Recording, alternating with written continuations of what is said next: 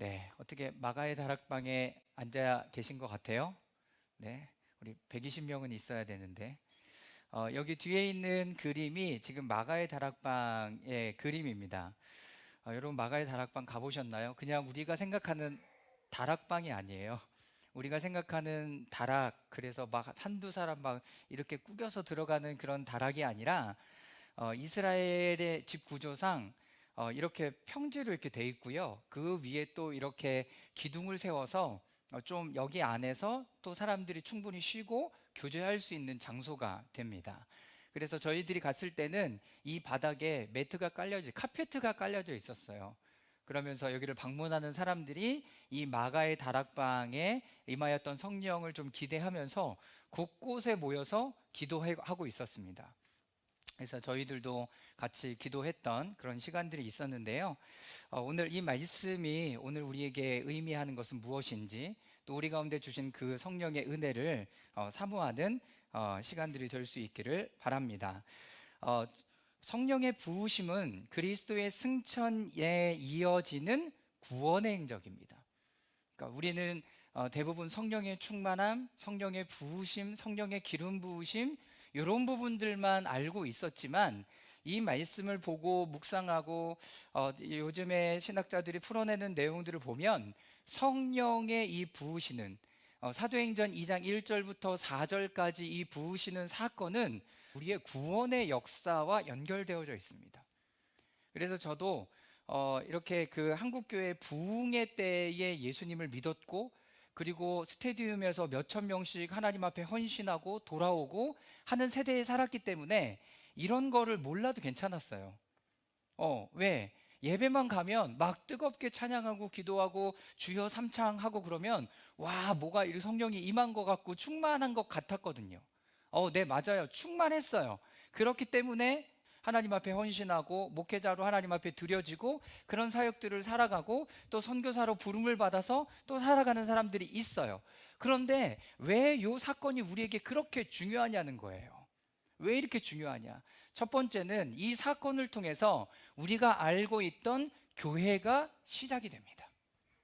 오순절의 성령의 강림의 사건은 이 사건을 통해서 신약의 새로운 교회들이 출발하기 시작해요.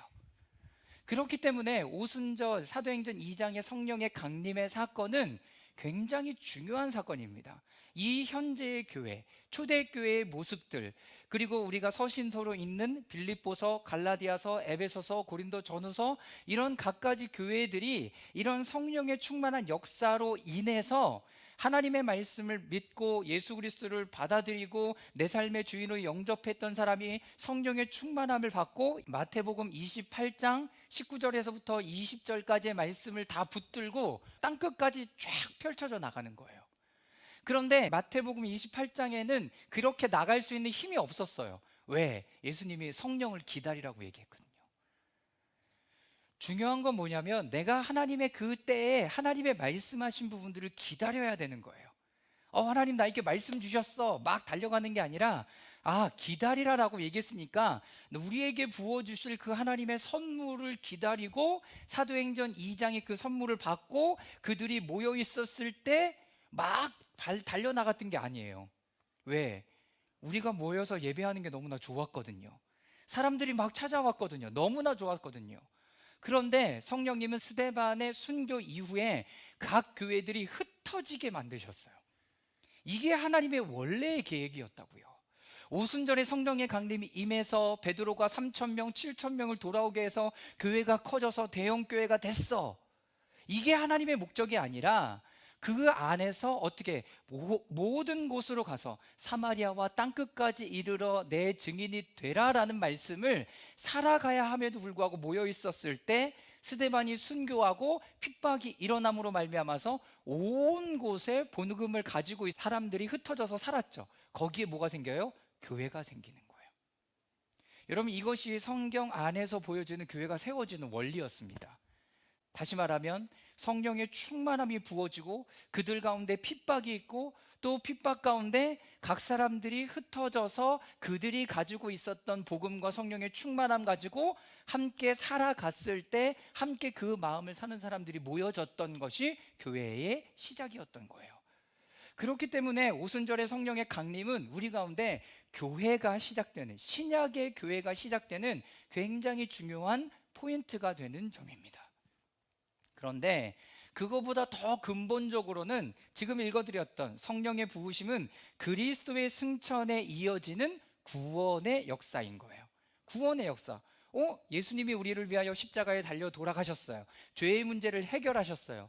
부활하셨어요. 새로운 삶의 모습이 이런 거라라고 이렇게 알려주셨고 하나님의 나라에 대해서 알려주셨어요. 그런데 여기서 끝이 아니라 예수님이 승천하셨어요. 승천하셔서 우리를 하나님의 보좌 오른편에 함께 앉게 하셨어요.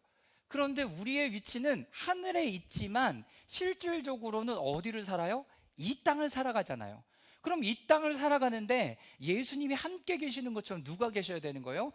함께 나와 동행해 줄 그 성령님이 계셔야 되는 거예요. 성령님이 계셔야 되는 거죠. 그래서 이제 성령의 능력과 함께 살아감에도 불구하고 먼저 우리 가운데 기억되어져야 되는 것은 성령님이 우리 가운데 어떻게 하신다? 내주하시면서 부어주신다라는 거예요.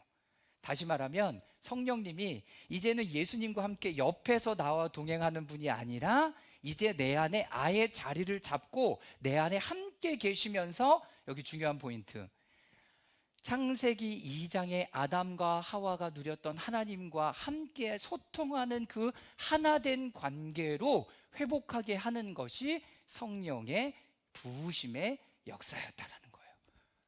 그러니까 예수님의 십자가와 부활 승천까지만도 아니고 어떻게 성령의 부으심까지 여러분들이 다 받아들이고 그 안에서 어떻게 해야 되죠?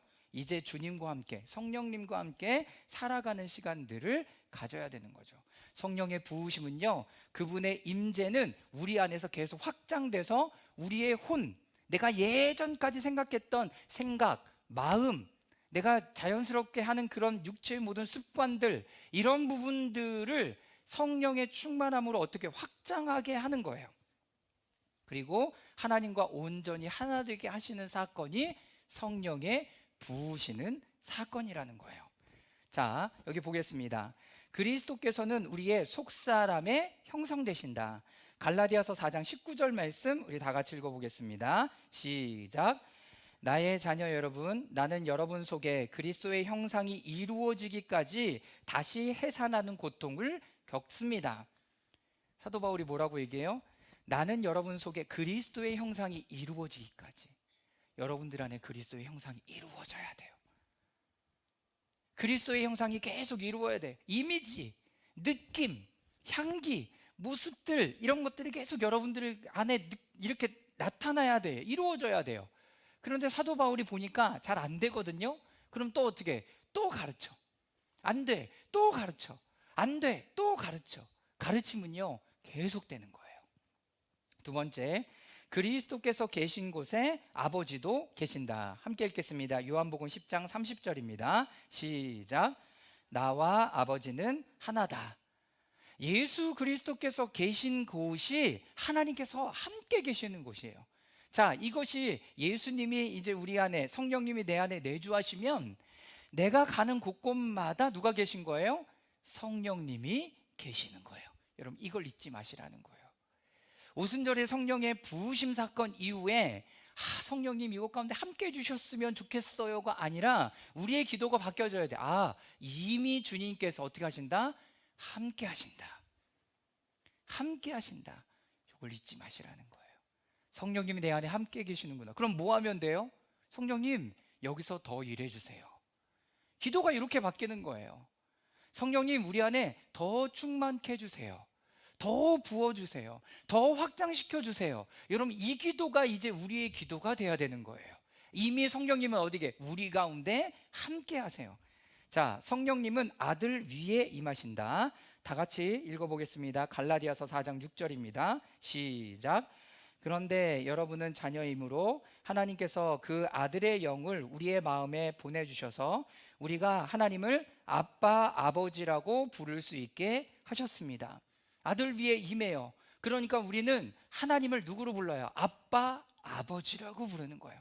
그래서 아버지 하나님 이렇게 부르는 거예요. 아버지 하나님, 내 안에 계신 하나님, 이렇게 아버지 하나님 이렇게 부르는 거예요. 아버지의 아버지 되심을 잘 알아야 되겠죠. 이것뿐만 아니라 하나님의 아들, 딸로서의 정체성과 우리의 진정한 하늘의 영원한 생명이 점점 더 실질적이 될 수 있도록 우리를 인도해 가세요. 이제는 예수님이 나를 사랑하셨지. 이거를 넘어서서 여러분들의 삶의 실질적인 부분들이 어떻게 되냐면 경험이 돼야 돼요. 이게 우리가 오늘부터 시작해서 이제 후반부를 달려가는 데 있어서의 우리의 리프레임 처치의 지향점이 될 겁니다. 지향점이 될 거예요. 최근에 제가 깨달은 게 그거예요. 우리가 고맙습니다, 고마워 팝업하면서 엽서를 여러분들에게 두세 장씩, 네다섯 장씩 이렇게 들려줘 드렸잖아요. 그랬더니 어떤 일들이 일어나요? 이거를 나누어야 되니까 여러분들의 입이 열리고 사람들을 찾아가요. 그죠? 여러분, 이게 실제라는 거예요. 이게 실제. 이게 실제라고요. 리프레임 세미나를 해요. 초청하고 싶어요. 우리 지체들 하는 것뿐만 아니라 내 주변에 있는 사람들에게 이걸 초청하고 싶어요. 그러면 뭘 열어야 돼? 세미나를 열어서 이 부분들을 여러분들에게 나누고 사람들을 초청할 사람들을 생각하고 초청해요. 여러분들의 손에 뭐가 들려져 있으니까 그걸 하더라고요. 돈을 들려봐 줄까? 사람들이 너무나 그 삶을 안 살고 내 주변의 사람 챙기지도 않고 그리스도인들이 깍쟁이처럼 그러니까 한 강사가 여기에 참여한 집회에 참여한 사람들에게 100불씩 나눠준 거예요. 100불이 얼마예요? 요즘 돈으로 한 14만 원 정도? 환율이 좀 괜찮을 때는 그냥 또이또이 했는데, 그렇죠? 100불씩 나눠주고 이 돈을 가지고 자기를 위해서 쓰지 말고 다른 사람들을 위해서 써보십시오. 해야 되겠네 진짜. 사모님 재정을 준비해 주세요. 네, 네, 한 100만 원만 있으면 되겠네 우리는. 네, 여러분 이 부분을 가지고 실질적으로 하니까 자기가 나누고 너무나 좋다는 거야. 내가 돈을 내가 안 써도 되는 그 재정이 있다라고 생각해 보세요. 그러면 그 재정을 가지고 내 친구들도 사주고 내가 믿지 않는 사람들도 사주고 좋은 부분들로 계속 이 재정이 흘러가는 일들. 그래서 그것을 듣고 한 목사님이 한국에 와서도 그렇게 했대요. 10만 원씩 다 나눠준 거죠. 그리고 그렇게 했더니 정말 그런 일들이 일어난다는 거예요. 그러면 뭐가 필요한 거예요? 내 손에 뭐가 들려져 있으면 되는 거죠. 근데 왜 우리의 마음으로는 안 될까? 그거를 어디서 받아서 하는 게 아니라 실질적으로 우리 가운데 가지고 있는 것을 나누면 하나님이 그걸 우리 가운데 어떻게 하실 건데? 더 채우시기 시작할 건데. 더 채우시기 시작할 건데. 사랑하는 여러분, 성령님은 어디 계시다고? 여러분들 마음 가운데 여러분 부어주셨어요. 여러분들 가운데 부어주셨어요. 그래서 이제는 하늘에 속한 그 삶들을 이 땅 가운데 살아가면서 살아가는 순례의 여정으로 나아가는 삶이 우리의 근본적인 삶이 되는 거죠. 오순절은 새로운 곡식, 수확, 첫 핵곡식, 그리고 첫 열매를 기념하는 유대인의 민족의 축일입니다. 또 보리빵을 나누기도 해요. 그 시즌에 맞게. 그래서 함께 우리가 풍성한 기쁨들을 나누는 거죠.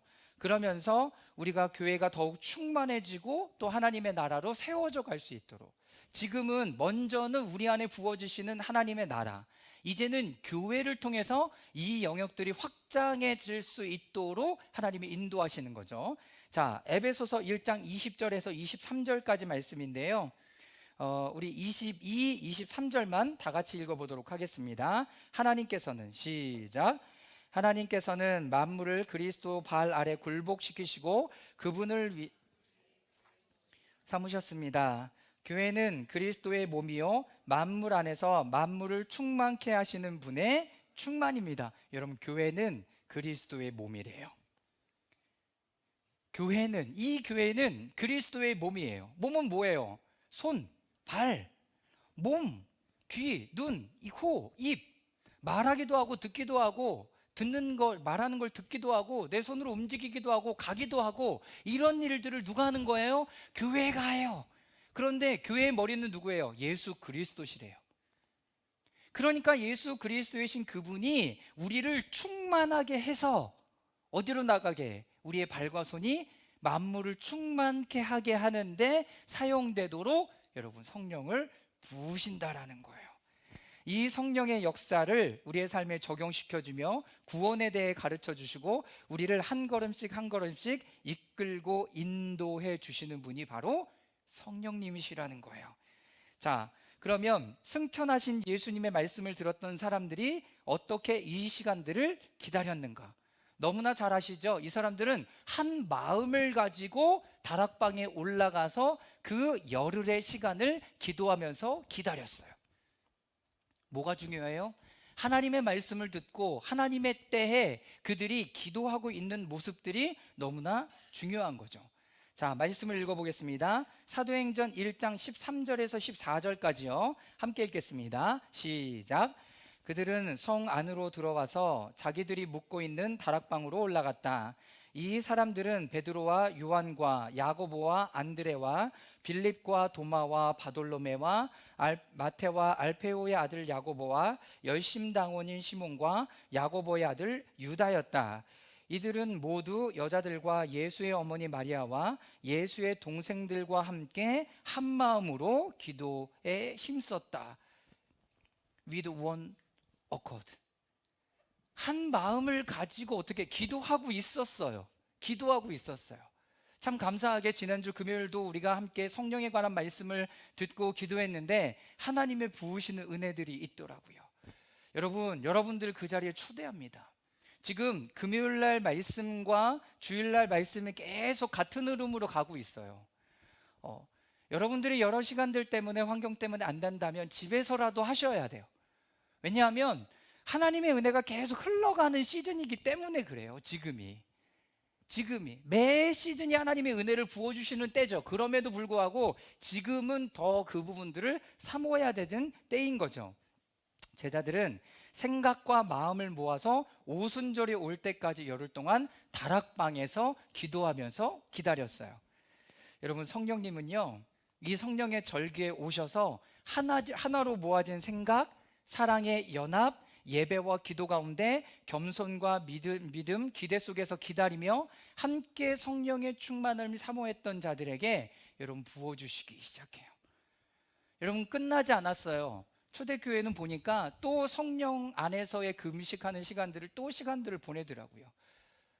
여러분, 성령 오순절의 성령의 여기에만 끝나는 게 아니라 계속 우리 가운데 이어지는 사건이라는 거예요.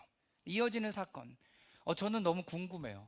뭐가 궁금하냐면 지금의 교회의 모습처럼 사도행전에 모여졌던 그 제자들이 여기에 나와 있었던 바돌로메, 빌립, 그 다음에 알페오의 아들 야고보, 열심당원 시몬, 야고보 아들 유다, 예수님의 어머니 마리아, 그리고 여인들 이렇게 모여서 주여 그리고 기도했겠냐고. 어떻게 기도했을까요? 우리는 뭐가 이렇게 익숙해? 주여 하면서 기도하는 게 익숙하죠. 여러분, 근데 그들의 기도는 성경을 읽는 거였어요. 성경을 읽는 거였어요. 그러면 어떤 성경을 읽었을까요? 어떤 성경을? 요엘서 말씀을 읽었을 거라고요. 예언서. 내가 너에게 모든 사람에게 내 영을 부어주겠다고 얘기했던 그 말씀을 가지고 기도했을 거라고요. 읽는 거예요, 말씀을. 그리고 이사야의 말씀을 또 읽겠죠. 그리고 예수님이 주셨던 그 말씀들 다시 기억하면서 같이 모여서 그 시간들을 읽으면서 보냈을 거라고요. 여러분, 그러면 성령님이 임하실 때 어떻게 임해요? 급하고 강한 바람 같은 것이 어떻게 이 공간에 확 가득 채워요. 그리고 어떻게 해요?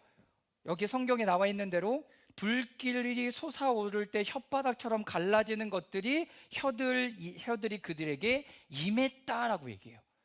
그러니까 그들의 읽는 말씀, 기도하는 그 기도에 어떤 일들이 일어났던 거죠. 그거는 다 다를 수 있어요. 자, 사도행전 말씀을 보도록 하겠습니다. 성령의 부으심과 충만, 그리고 성령의 일하심. 우리는 이 단어를 다 혼용해서 쓰고 있어요. 성령의 기름 부어 주셨다. 근데 성령이 또 부으셨다. 성령이 충만하다. 근데 이 단어들이 다 다른 의미로 사용되고 있다라는 거예요. 첫 번째는 성령의 부으심과 임하심이에요.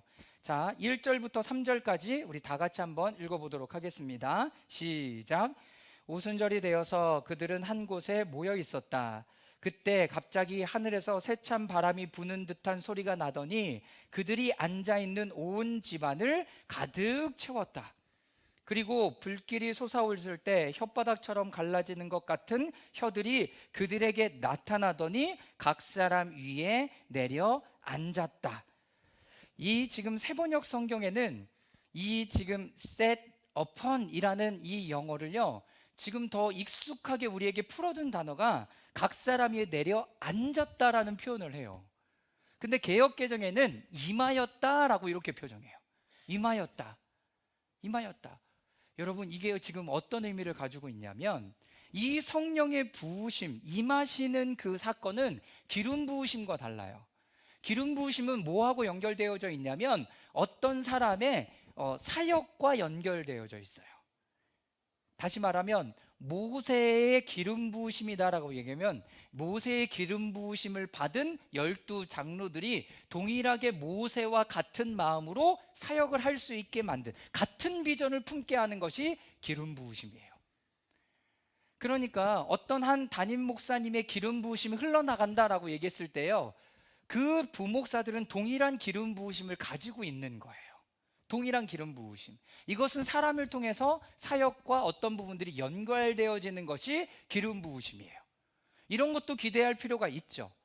두 번째, 부으심은요, 아까 말씀드렸던 것처럼 우리 안에 거주하시면서 내려앉으시면서 우리가 하나님과 소통할 수 있는 준비와 관계를 열어주시는 사건이 부으심의 사건이에요. 성령이 우리 가운데 부어졌습니다 라고 얘기하는 것은 하나님이 우리와 이제 인격적으로 대화할 수 있는 컨디션이 된 거예요. 뭘로? 오순절의 성령의 강림의 사건으로. 그래서 요한복음에는 물과 성령으로 거듭나지 아니하면 하나님의 나라를 어떻게 한다? 볼 수 없다라고 얘기해요. 성령의 충만함까지, 성령의 부으심까지 우리가 가야 우리가 이제 하나님과 교통하는 거예요. 그러니까요, 여러분들이 예수님 믿고 이 땅에 열심히 잘 살다가 죽으면 천국 가는 것만을 우리가 구원이라고 얘기하지 않는다는 거예요.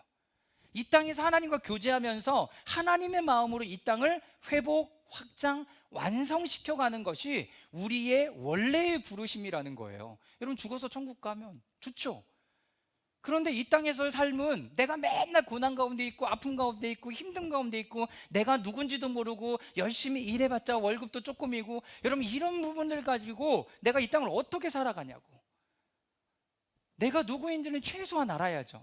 여러분, 지금 그 부분들을 우리 가운데 지금 하나님께서 확장시켜주고 계시는 중이라는 거예요. 여러분, 그런 의미들 안에서 성령의 임하심은 이제 하나님과 소통하면서 교제하면서 내가 가는 곳에 성령님도 함께 계시고 이런 그림이 되는 거예요. 다음에 보겠지만 성령의 충만은 이 부으심, 내 안에 부어졌던 그 성령님이 이제 더 틀러 넘치는 거예요. 그래서 우리의 혼에, 우리의 육에 성령의 능력이 가득 차서 내가 완전히 변화되게 되는 사건이 우리 가운데 필요한 거죠. 이게 성령의 충만이에요. 그러니까 성령의 충만을 여러분들이 사모하셔야 돼요. 사도 바울도 뭐라고 얘기해요? 성령의 충만을 사모하십시오. 그리고 방언도 하라고 얘기해요. 근데 더 뭘 하라고 해요? 예언을 하기에 힘쓰라. 이거 사모하라고 얘기하잖아요. 왜 그래요? 여러분, 이것이 흘러넘친다고요. 흘러넘친다고요. 그래서 내가 온전히 하나님 앞에 세워지고 그 다음에 주변의 교회를 통해서 하나님의 나라가 확장되는 일들을 하도록 성령의 충만함을 우리 가운데 부으셨다라는 거죠. 자, 성령의 부으심, 아까 읽었던 것처럼 각 사람 위에 내려앉으셨대요. 사도행전 2장 33절입니다. 또 함께 읽겠습니다. 시작. 하나님께서는 이 예수를 높이 올리셔서 자기 오른쪽에 앉히셨습니다. 그는 아버지로부터 약속하신 성령을 받아서 우리에게 부어주셨습니다. 여러분, 여기도 뭐라 그래요? 성령을 부어주셨대요. 부어주셨대요. 부으심과 충만과 기름 부으심을 다 다르게 사용하고 있다라는 거예요. 지금은 어떻게 하시는 거예요? 부으시는 거예요. 구원의 완성으로 우리에게 부으셔서 하나님과 교통할 수 있도록 지금 그 길을 열고 계시는 거예요. 다양하게 그 문들이 열릴 거예요. 하나님이 더 다양하게 여러분 우리 가운데 부으실 거예요. 자, 더 봅시다. 여기에 아까 얘기했던 사도행전 2장 3절 말씀에 각 사람이 어떻게 하셨대요? 내려 앉았다라는 표현을 해요. 근데 이게 카다조라는 헬라어 단어인데요, 헬라어는 몰라도 돼요. 근데 이런 의미가 주저앉아요. 누가? 성령님이 내 안에 주저앉아요. 여러분, 주저앉는다는 말 좀 우리는 안 좋게 쓰죠. 어휴, 주저앉았구나. 그런데 이게 무슨 의미냐면 떠날 마음이 없다는 거예요. 우리 가운데 부어주셔서 앉으셔서 아예 주저앉으시고 자리를 잡아서 거기에 앉아요. 이야, 여러분 소름 돋지 않아요? 성령님이 오늘 우리 가운데 부으시면 그분이 떠날 마음이 없이 우리 마음 가운데, 우리의 영 안에 자리 잡고 그냥 앉으세요. 그리고 어떻게 하신다? 정하세요. 그리고 정착하세요. 그리고 어떻게 하시는 줄 아세요? 계속하세요. 그리고 그 안에 하나님의 성품을 설치하시기 시작해. 여러분, 이게 부으신다라는 의미예요. 할렐루야. 여러분, 이게 사모가 되지 않습니까? 아, 하나님 나에게 이거를 부어주십시오. 여러분들이 몰랐지만 이미 성령이 여러분들 가운데 부어주셨어요. 이미 더 부어주셨다고요. 여러분, 그걸 아는 거죠. 다시 한번 확인하는 거죠. 아, 성령님이 내 안에 자리 잡고 주저앉고 자리 잡아 앉히고 정하고 정착하고 계속하고 설치하셔서 내 안에 계시는구나. 여러분, 이게 너무나 중요한 거죠. 그것의 효능은 뭐예요? 하나님과 교제하는 거예요. 아, 나 이제 하나님과 교제할 더 깊은 교제가 되겠구나. 여러분, 이 일이 열린 거예요. 할렐루야. 자, 히브리서에는 예수님이 하늘에 앉으신 모습을 나타낼 때도 이 단어를 사용해요. 자, 히브리서 1장 3절입니다. 자, 그 뒷부분만 읽어보겠습니다. 그는 죄를, 시작, 그는 죄를 깨끗하게 하시고서 높은 곳에 계신 존엄하신 분의 오른쪽에 앉으셨습니다. 여러분, 여기 앉으셨다라는 뜻이 어떻게 해요? 이제 자리를 잡으신 거예요, 거기에. 그리고 거기를 내줄 마음이 없어.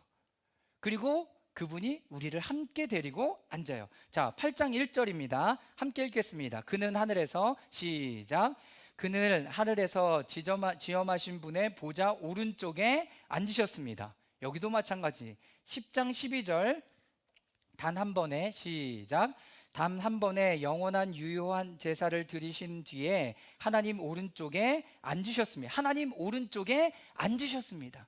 하나님 오른쪽에 앉아요. 자, 그리고 히브리서 12장 2절이죠. 이건 다 같이 한번 읽어보겠습니다. 시작, 믿음의 창시자요 완성자이신 예수를 바라봅시다. 그는 자기 앞에 놓여있는 기쁨을 내다보고서 부끄러움을 마음에 두지 않으시고 십자가를 참으셨습니다. 그리하여 그는 하늘 보좌 오른쪽에 앉히셨습니다. 여러분, 이것이 히브리서요. 그리고 사도행전 2장에 똑같이 부으셨다라는 단어 가운데 쓰였던 단어가 바로 이거예요. 그런데 저는 또 한 가지 단어를 찾아요. 요한계시록 21장 2절인데요. 다 같이 한번 읽어보겠습니다. 나는 또, 시작, 나는 또 거룩한 도성이 새 예루살렘이 남편을 위하여 단장한 신부같이 차리고 하늘로부터 하늘에서 내려오는 것을 보았습니다. 여기는 come down, 그리고 어떤 성경에는 upon us, 우리 가운데 임했다라는 표현인데요. 이거는 어떤 단어냐면 카다조의 원어의 변형형인 거예요. 그러니까 같은 의미를 가지고 있어요. 근데 이 단어는요, 책망이라는 뜻도 가지고 있어요. 하나님의 나라가 임하면 뭐가 오는 거죠? 그들 가운데 이제 심판, 하나님의 재림, 하나님의 나라, 새 나라, 이것들이 오면 성경에 뭐라고 되어 있는 줄 아세요? 새 하늘과 옛 하늘과 옛 땅은 어떻게 다 사라진다라고 되어 있어요. 하나님의 새로운 것들이 그들 가운데 임하니까 옛 하늘 다 사라져, 옛 땅 다 사라져. 하나님의 새로운 곳이 우리 가운데 임해요. 여러분, 지금 사도행전 2장의 성령의 임하심을 경험하는 사람은 그러면 새하늘과 새 땅을 미리 맛보는 사건이기도 한 거예요. 미리 맛보는 거죠. 어떻게? 성령님과 함께 내가 하늘나라에 가지 않았지만 그분의 오심을 기다리면서 이 땅을 어떻게 살아요? 하나님과 함께 새하늘과 새 땅을 기대하면서 살아가는 사람들인 거예요. 바로 우리는. 이게 성령의 강림의, 성령의 임하심의 의미가 됩니다. 그래서 이것은 끊임없이 거하시는 하나님의 임재, 이것은 우리가 에덴에서 잃어버린 하나님과의 끊임없는 교통이 되는 거예요. 사랑하는 여러분, 오늘 이 말씀을 여러분들 가운데 마음에 심으십시오. 이해가 아니에요. 나 이랬구나, 그거구나가 아니라 이제 새하늘과 새 땅이 임할 때도 동일하게 우리 안에 앉으신다면 우리는 미리 그것을 경험하잖아요. 여러분, 미리 사용해 보시라는 거예요. 미리 그걸 사용해 보세요. 여러분들 안에 미리 그거를 사용해 보세요. 하나님 나에게 새롭게 준 거, 성령님이 새롭게 주신 것을 사용해 보세요. 여러분, 다음 주에 그 사용법을 알려드리도록 하겠습니다. 네, 두 번째, 성령의 충만. 자, 에베소서 5장 18절인데요. 우리 다 같이 한번 읽어보겠습니다. 시작. 술 취하지 마십시오. 거기에는 방탕이 따릅니다. 성령의 충만함을 받으십시오. 여러분, 여기에 성령의 충만함이라는 단어는 무슨 단어냐면 가득 차게 하는 거예요. 가득 차게 해요. 그리고 그 안을 꽉 채워요. 그리고 예언을 확증하고요, 성취하고요, 완성해요. 그러니까 여러분들이 그 예언의 성취, 완성, 확장, 이거 하려면 뭐가 필요해? 성령의 충만함. 이건 계속되는 사건이에요. 부으심도 계속이요, 성령의 충만함도 우리 가운데 계속 오세요. 부으심이 계속 있어야 되겠죠. 그래야 여러분들 안에 혼에 그리고 육에 묶여져 있는 것들이 다 빠져나가기 시작하는 거예요. 바뀌어지기 시작하는 거예요. 그래서 성경에 새 포도주는 어디에 담으래요? 새 부대에 담으래요. 이유는 뭐죠? 옛 부대에 담으면 이게 터져버려요. 터져버린다고요. 무슨 말씀인지 아시겠어요? 지금 이 시대 가운데 하나님께서 새롭게 부으시는 그 새 술은 어디에 담아야 돼? 새 부대에 담아야 돼요. 새 부대. 왜 새 부대에 담아야 되냐면 더 이상 팽창하지가 않아요. 더 이상 이것이 늘어나지가 않아요. 그래서 터져버리는 거예요. 그러니까 여러분들의 확장된 마음, 확장된 생각, 확장된 그 영의 모습을 계속 더 확장시켜야 되는 거예요. 성령의 충만함은요, 계속 담겨요. 계속. 그리고 그것이 흘러 넘칠 때 주변 사람들에게 영향을 끼치기 시작하죠. 골로새서 2장 10절 말씀입니다. 다 같이 읽겠습니다. 시작. 여러분도 그분 안에서 충만함을 받았습니다. 그리스도는 모든 통치와 권세의 머리이십니다. 네, 여러분도 그분 안에서 뭘 받았대요? 성령의 충만함을 받았대요. 우리는 사도행전 이후의 교회 시대를 성령 시대를 살아가고 있고 마지막 재림을 기다리는 사람들이잖아요. 하나님께서 더 부으신다고요. 더 부으신다고요. 그런데 성령의 기름 부으심, 성령의 부으심, 성령의 충만이 혼용돼서 사용되지 않고요, 하나님이 우리 가운데 부으시는 사건, 새하늘과 새 땅과 연결이 되어져 있구나. 또 한 가지, 성령의 충만은 우리 가운데 흘러 넘쳐서 우리의 육혼과 육을 확장시켜가고 결국에는 다른 곳까지도 확장하게 가는 능력은 성령의 충만함이 되는 거예요. 성령의 충만함. 그러니까 이제부터는 여러분들의 손에 잠긴 거, 그리고 여러분들의 마음에 담긴 거, 여러분들의 어떤 부분에 담긴 것들을, 하나님의 것들을 여러분 나누기 시작하시라고요. 그래야 뭐가 되는 줄 아세요? 그게 여러분들의 실제가 돼요. 그게 여러분들의 실제가 된다고요. 그래야 내가 하나님을 더 깊이 경험할 수 있고 성령의 충만함을 더 부으시기 시작해요. 우리의 속사람 안에 이것이 확장되고 그리고 성장해야 된다. 그래야 성령님을 받을 수 있는 용량이 커지기 때문에 우리를 위하여 새로운 부분에 새로운 충만이 계속 부어져야 되는 것입니다. 자, 이것은 이미 선지자 예언자들을 통해서 예언된 말씀입니다. 요엘서 2장 28절에서 32절까지 우리 저와 여러분들이 한 절씩 교독해 읽겠습니다. 28절입니다. 그런 다음에 내가 모든 사람에게 나의 영을 부어주겠다. 너희 딸들은 예언을 하고 노인들은 꿈을 꾸고 젊은이들은 환상을 보겠다. 그때가 되면 종들에게까지도 남녀를 가리지 않고 나의 영을 부어주겠다. 그날에 내가 하늘과 땅에 징조를 내겠다. 피와 불과 연기 구름이 나타나고 해가 어두워지고 달이 핏빛같이 붉어질 것이다. 끔찍스럽고 크나큰 주의 날이 오기 전에 그런 일이 먼저 일어날 것이다. 그러나 주의 이름을 불러 구원을 호소하는 사람은 다 구원을 받을 것이다. 시온산 곧 예루살렘 안에 있는 피하여 살아남은 사람이 있을 거라고 주님께서 부르신 사람이 살아남을 것이라고 주님께서 말씀하셨다. 여러분, 여기에 나의 영을 부어주겠다라고 말씀하세요. 성령의 부으시는 사건은 이미 요엘서의 선지자를 통해서 이미 예언된 사건이에요. 그리고 사도행전 2장에 완성되었고요. 계속 그것을 사모하고 기대하는 자들에게 또 부어주시는 사건이 바로 사도행전 2장의 사건이에요. 그러니까 오늘 우리가 기대하고 구하고 사모하면 사모할수록 그 하나님의 임재는 더 여러분들 가운데 부어질 겁니다. 할렐루야. 여러분, 그걸 사모하십시오. 그걸 사모하세요. 제가 어린이 집회도 하고 청소년 집회도 하고 어른 집회도 하고 다 해봤잖아요. 그런데 애기들도 이런 부분들이 가능하다는 거예요.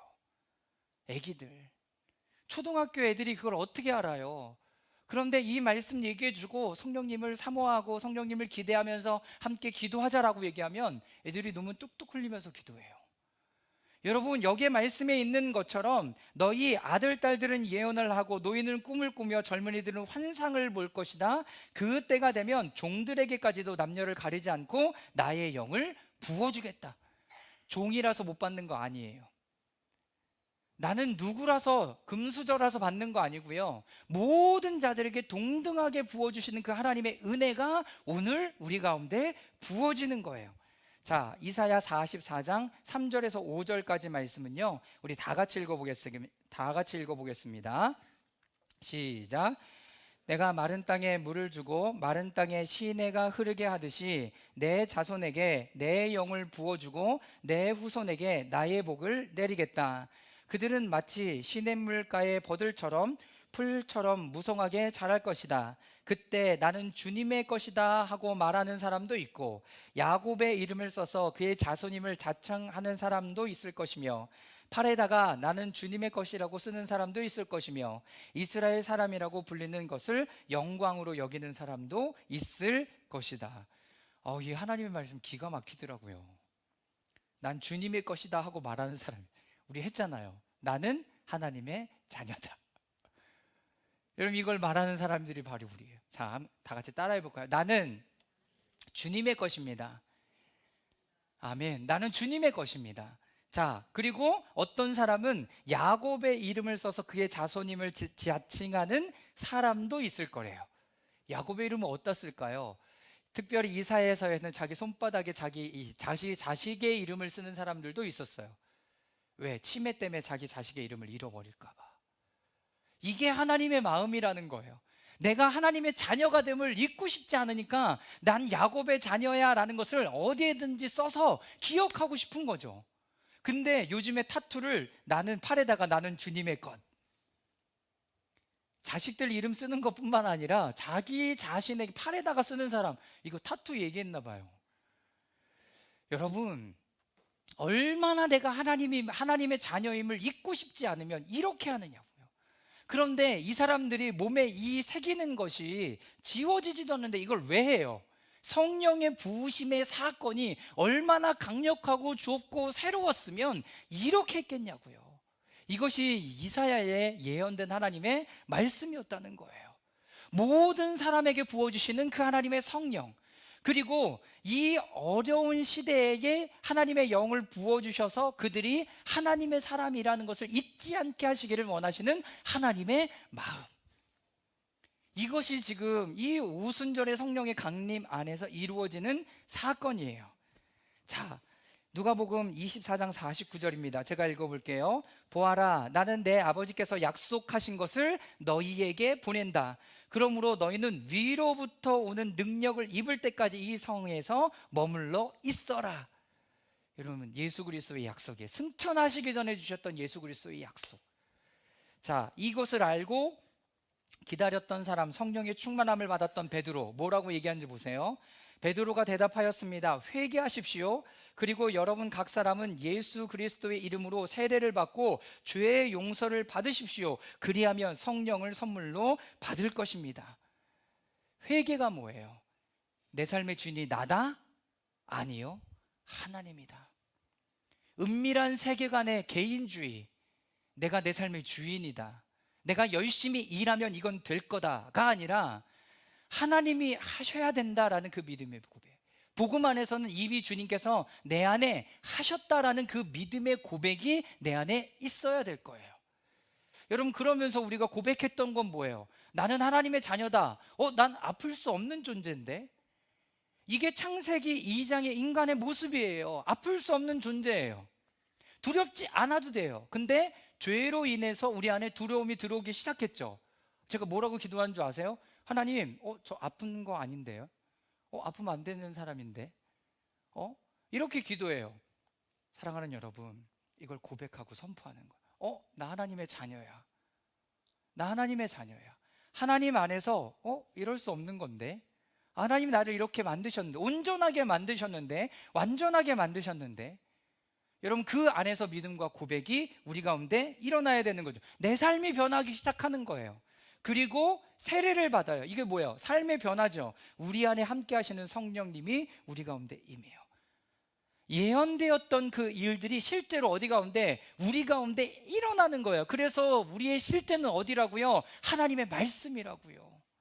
우리의 실제는 상황과 환경에 우격싸임을 당한 그 컨디션이 아니라 우리의 실제는 하나님의 말씀이라고요. 여러분, 믿으십니까? 여러분, 우리의 실제는 하나님의 말씀이라고요. 아멘. 우리의 실제는 하나님의 말씀이라고요. 사단이 펼쳐놓은 그 상황과 환경, 이거 하나면 너 넘어지겠지, 너 이렇게 하면 넘어지더라, 이렇게 하면 넘어지더라, 그래서 계속 치는 거를 알고 있으면서도 그걸 당하는 내가 아니라 나 이거 없어도 괜찮던데, 나 이렇게 돼도 나는 상관없는데. 여러분, 이런 부분들을 우리에게 예수님이 지금 알려주셨다라는 거예요. 그러면 이제는 어떻게 그거를 사용해야 되는 것이 여러분 우리의 몫이에요. 우리 아빠 있잖아요. 우리 엄마 있잖아요. 보혜사 성령님 지난주 금요일 날 뭐 했어요? 변호사예요.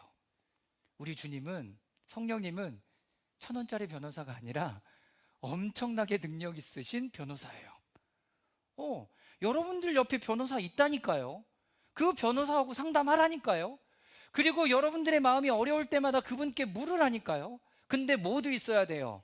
거짓이 없어야 돼요. 거짓이 없어야 돼요.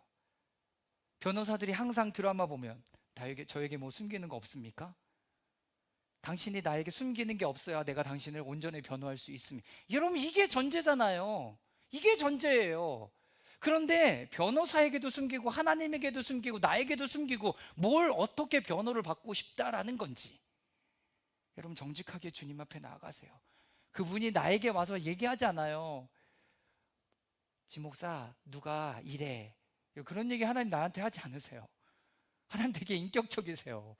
뒤에서 여러분들 얘기하시는 그런 분이 아니에요. 예수님은, 성령님은 그런 분이 아니세요.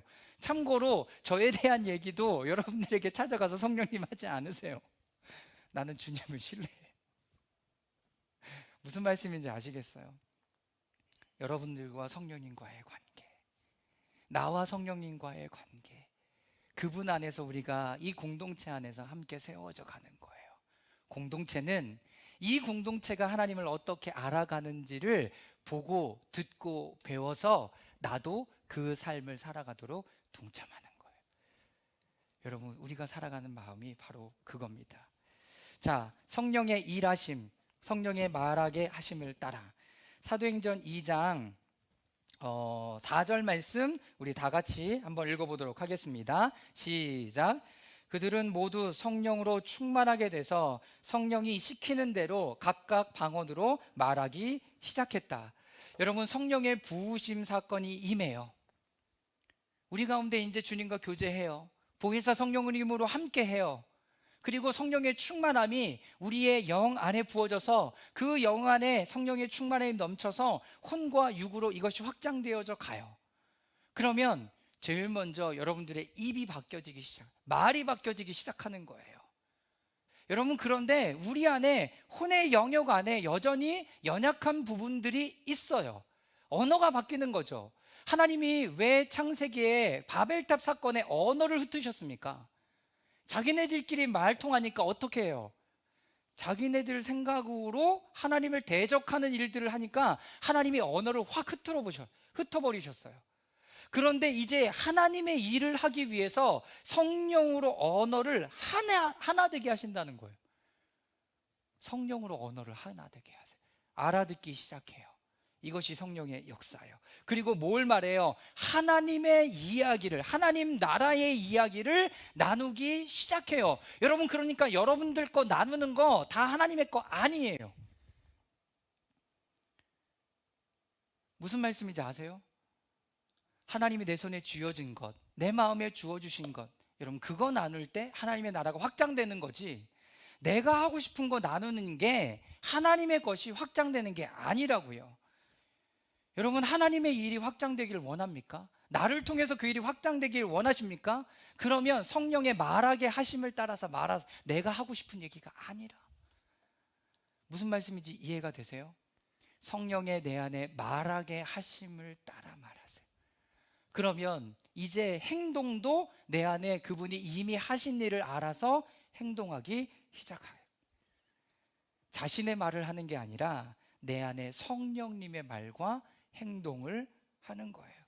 예수 그리스도의 십자가와 부활을 말하며 하나님 나라를 이야기하며 그들에게 구원을 선포한다. 구원까지도 선포해요. 하나님 나라의 이야기를 하죠. 예수 그리스도의 십자가와 부활과 승천과 그리고 성령의 강림으로 그를 만났던 사건. 여러분, 그래서 사도 바울이요, 가는 곳곳마다 야, 너 예전에 예수님 믿는 사람들 잡아 죽이던 사람이잖아 라고 얘기할 때마다 자기가 그걸 인정하고 간증을 하는 게요, 사도행전에 3번인가 4번이 나와요.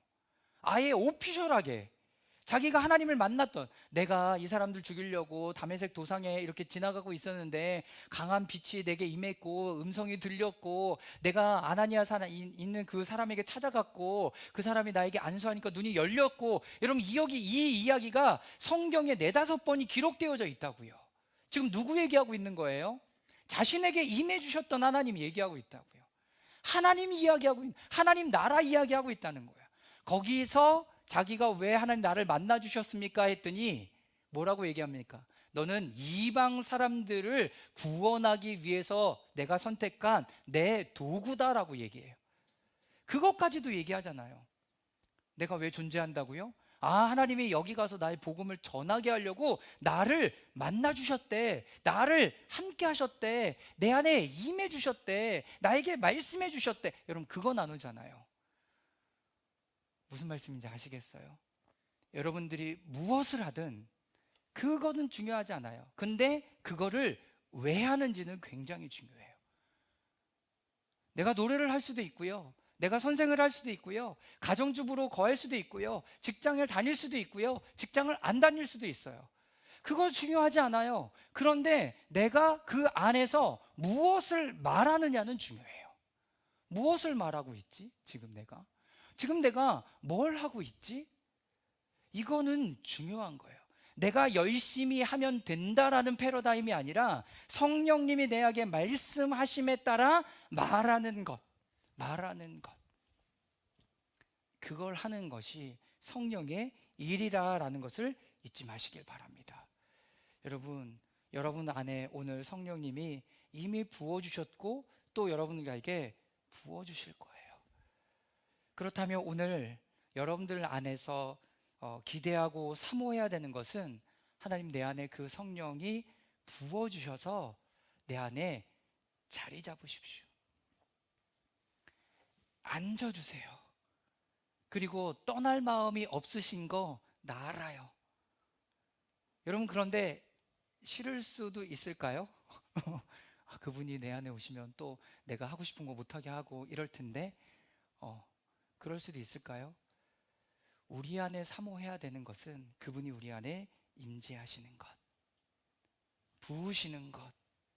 그래서 내가 열심히 하면 되는 게 아니라, 이제 성령의 말하게 하심을 따라 말하고 성령님이 내 안에 알게 하시는 데 따라서 일할 때 하나님이 이렇게 일하시는구나, 그분의 방법과 마음을 지속적으로 알아가는 것.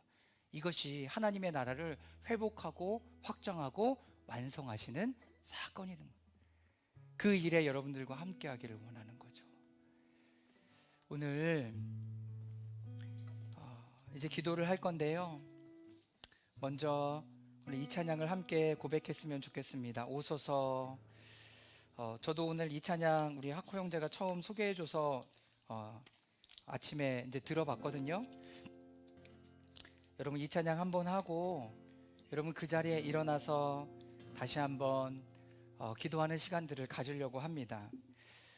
사도행전에 보면 성령은 언제 임하냐면 여러분들이 사모하고 기도할 때 성령님이 임재해 주셨어요. 여러분, 그것이 1번이에요. 기다리는 거죠. 뭘 기다려요? 성령의 임재를 기다려요. 두 번째는 그 사모하는 자들에게 안수할 때 성령님이 임하세요. 그런데 안수는 그거를 받아들이는 거예요. 여러분, 그냥 받아들이는 거라고요. 그래서 내 생각으로 이게 맞아? 이게 틀려? 왜 아무 기도 안 해줘? 이 기도가 맞아? 이런 기도도 할 필요 없어요. 그냥 받아들이는 거예요. 그리고 여러분들 가운데 하나님의 임재가 카보드, 하나님의 임재라는 히브리어는요 카보드라는 뜻인데요, 이거는 무겁다라는 뜻이에요. 하나님의 임재는 여러분 무겁게 임해요. 그래서 여러분들이 일어서서 기도할 때 내가 못 일어서겠거든, 그냥 여러분 의자 되게 좋잖아요. 그냥 편하게 앉아서 두 손을 하나님 앞에 내밀고 여러분 기도하고 계시면 돼요. 하나님, 내 안에 더 부어주십시오. 하나님, 내 안에 더 부어주십시오. 다른 기도 하지 마세요. 제가 집회 갈 때마다 맨 먼저 1번으로 하는 것, 하나님 내 죄를 용서해 주세요. 전 그런 기도 안 해요. 하나님, 그냥 내 안에 임하여 주십시오. 하나님, 내 안에 더 확장해 주세요. 내 혼안에 임하여 주시고 내 영혼에 임하여 주셔서 그것이 더 머리끝부터 발끝까지 확장해 주세요. 여러분, 이렇게 기도합니다. 여러분, 그 기도를 사모하십시오.